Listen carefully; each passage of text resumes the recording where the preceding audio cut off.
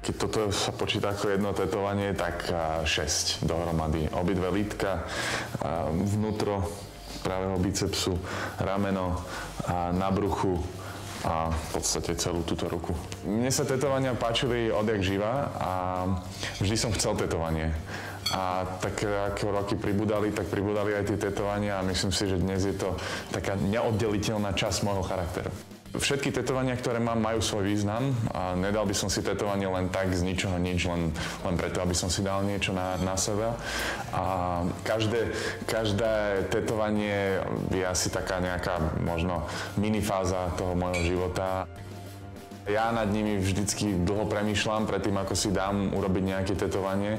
A nie je to len také, že prídem do štúdia a teraz toto chcem a hneď mi to tam vytetuj. Je to zvyčajne tak, že si to rozmyslím, čo to má byť, ako by to malo vyzerať, aký by to malo mať význam a potom prídem do štúdia a v podstate dám sa tetovať. Prvé bolo tetovanie na ľavom lítku, draka tam mám, to mám z Francúzska a to bol jeden chlapík, ktorý v podstate ešte len začínal s tetovaním a to tetovanie mu trvalo asi 3 a 3/4 hodiny a bolo asi jedno z najbolestivejších. Tento rukav, ktorý mám na ľavej ruke, to som si dal robiť toto leto a trvalo to približne 31 hodín, kým to bolo dokončené.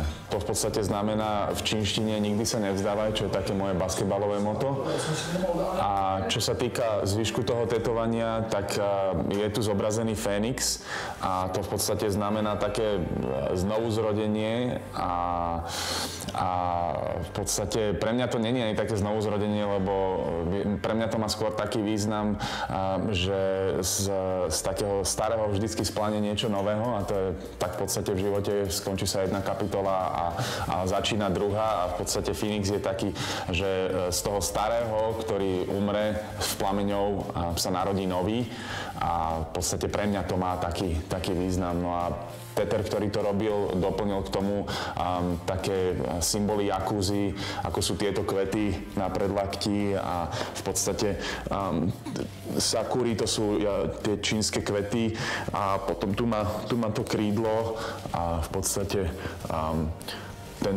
tento pás, ktorý cez to tetovanie ide, v podstate sa volá taký negatív, ktorý by to tetovanie mal vyzdvihnúť. No, takže je to v podstate celé taký ten čínsky motív. Na ramene mám vytetované v japonštine Rado, ale je to tu také nejaké samotné, takže možno by k tomu niečo chcelo doplniť. A potom mám tu na nápupku mám napísané jeden život, jedna šanca v angličtine. A myslím si, že síce v živote je veľa šancí, ale ten život je len jeden a tak je to myslené.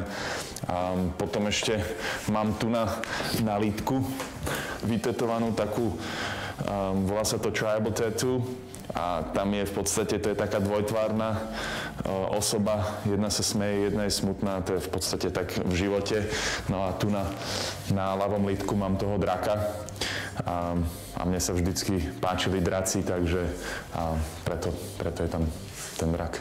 Určite si chcem dať vytetovať tu na zápestie taký symbol, ktorý sme si dali urobiť pre našu svadbu. Je to také Včko s R-kom, prelína sa to je Veronika ako moja manželka a je to taký náš svadobný symbol na našej stránke, je to všade a mali sme to na viacerých veciach na svadbe, takže asi to by som si dal vytetovať a potom samozrejme, keď príde deti, čo očakávame samozrejme teraz dieťatko a jeho meno by som si asi chcel dať vytetovať a potom ešte je toho viacej, ale asi postupne by som to chcel.